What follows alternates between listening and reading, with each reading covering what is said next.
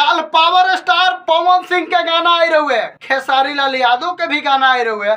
दोनों जना के गाना के रिव्यू कैला के बाद से फाइनली ये बार तक ले पहले ही हम वीडियो बना दिल रहती, लेकिन पहले ना बनावे के कारण ये रहुए कि हमरा कहे के मतलब ये रहुए जे 6 बजे गाना जब रिलीज भइल बा तो बिहान भइले 6 बजे यानी 12 घंटा के रिव्यू हम डालब अपना चैनल पर। हम बता दी कि हमेशा पावर स्टार पवन सिंह के गाना 6:15 पर या 6:45 पर रिलीज होत रहा, लेकिन काल के गाना जो रिलीज भइल बा पावर स्टार पवन सिंह के 5:45 पर गाना के रिलीज कर दिया गई बा।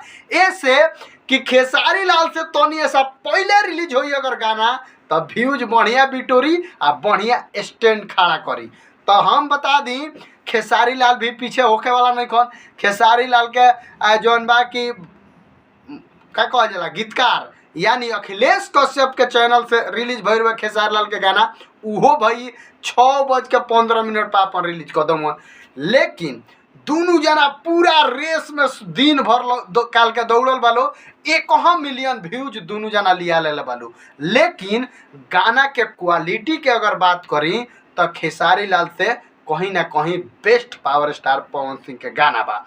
इससे गाना बा कि खेसारी लाल यादव फिर से उहे काम कर दिल बड़े जौन आज से 3-4 दिन पहले से जब से सावन चढ़ल बा तब से करता रहल बड़े। मजनुआ के भाड़ा से मजनुआ भातरा यारवा दुका दुका अब में गाना गौले बड़े कि अंबानी बना दिए बाबा।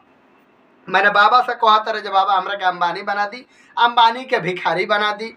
एंगे कहे के ओकरा बाद बाबा से मजाक कैले बड़े, बाबा कहत रहे मार देम तो डमरुआ से कपड़ा फाट जाई। सब ई मेरे फनी गाना बनौले बड़े, कोशिश कैले बड़े। लेकिन एगो और बात बा, उहे लोग ना कहला जे हंसुआ के बियाह में खुरपी अगुआ, उहे हाल ही में कह दिल बड़े। ई में का कैले बड़े जे होली वाला जोगीरा घुसा दिले बड़े। बताओ तू कि जोगीरा कब बोल जाला फागुन में आ तू जोगीरा बोल तारा सावन में, एकरे के नु कहल जाला जे माने का कहल जाला। अब छोड़ा जाए तो कुछ अरे उहे पतिया हो गइले, बहुत देहात में कहावतवा नहीं खे चलनिया हंसे सुपवा के। तो उ बात बा तोरा में एगो छेद बा। पावर स्टार पवन सिंह गाना देले बड़े। पावर स्टार पवन सिंह के गाना जौन बा की गाना के अर्थ ही बा कि जौन बा कि ओकर गर्लफ्रेंड कहतिया कि तू काहे अब हमरा के भाव न ख देत, जब से सावन चढ़ल बा तब से तू अलग अलग रहत रह, पूरा भभूति उभूति लगा के माला वाला पहन के। तो भाई उ पावर स्टार पवन सिंह के गाना के कहे के मतलब ये बा जे जब तक 1 मंथ सावन है, 1 मंथ मैं बाबा का दीवाना हूँ, बाबा का पूरा भक्त बन गया हूँ, 1 मंथ तुम हमसे दूर रहो। पवन सिंह से तारा सीखे के चाहिए खेसारी भैया कि वो दूर रहे के कहते रहा, तुम मजनुए के भाड़ा से भेजता रहो हैं। ओकरा बाद अब बात करो हम जौन बा की व्यूज के बारे में। दोनों आदमी काल 1 मिलियन व्यूज ले हुए लो, लेकिन पावर स्टार पवन सिंह के 1.5 मिलियन प्लस व्यूज शाम तक 8 बजे ले रहा है। लेकिन पावर स्टार पवन सिंह गाना 3 नंबर पर ट्रेंड करता।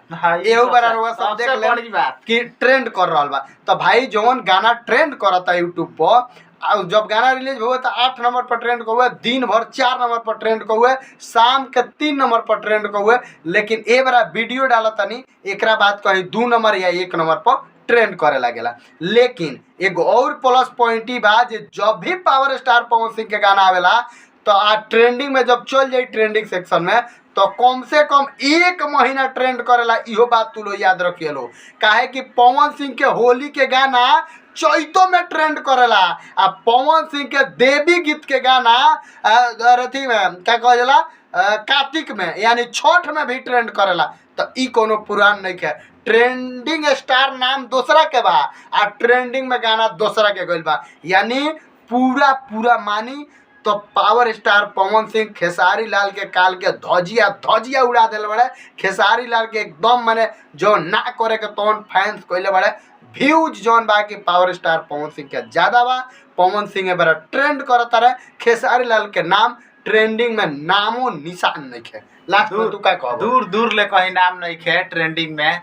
बाकी हम ये कहें कि अभी तो फिल्म बाकी बाई तभी ट्रेलर रहा।